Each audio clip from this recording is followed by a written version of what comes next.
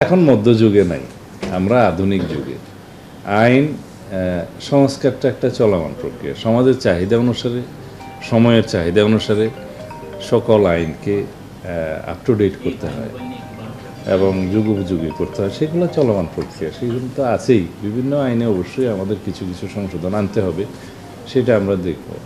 আবার কিছু কিছু ক্ষেত্রে এটাও চিন্তা করতে হয় যে খুব সংক্ষিপ্ত বিচারের মাধ্যমে আবার অবিচার করা হচ্ছে কিনা, বা এমন কিছু হয় যে আমরা খুব কঠোরতম আইন প্রণয়ন করলাম, প্রয়োগের ক্ষেত্রে সেটা আবার মিসইউজ হচ্ছে কিনা, অপব্যবহার হচ্ছে কিনা, এগুলো সবগুলো লক্ষ্য রাখতে হয়।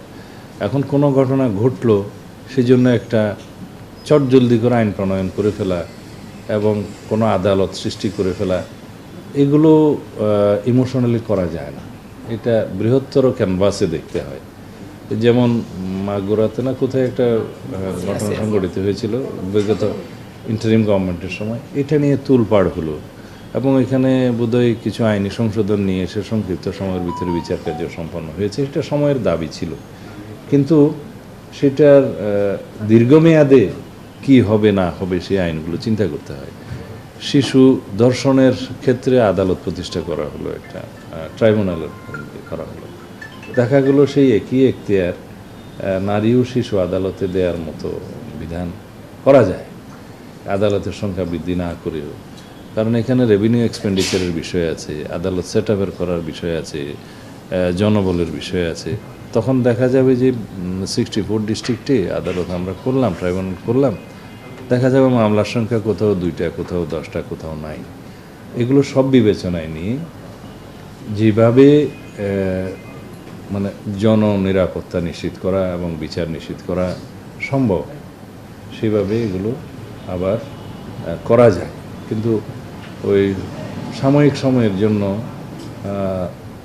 জনগণের যে ক্ষোভ, সেটাকে মেটানোর জন্য যদি আমরা সব বিষয়ে দ্রুততম আইন প্রণয়ন করি বা আদালত সৃষ্টি করি, সেই বিষয়টা আমার মনে হয় সকল ক্ষেত্রে সঠিক নয়।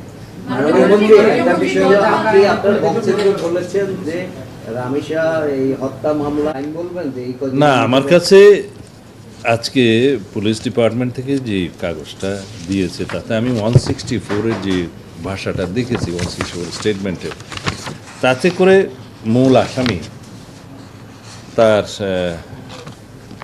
যে সহযোগী আসামি, তার স্ত্রীকে সহ এখানে যে স্টেটমেন্টটা দিয়েছে, তাতে করে on the basis of this 164 statement এবং আরও সংক্ষিপ্ত তদন্ত যেটা করতে হয় করে চার্জশিট দাখিল করাটা খুব বেশি দিন লাগবে না।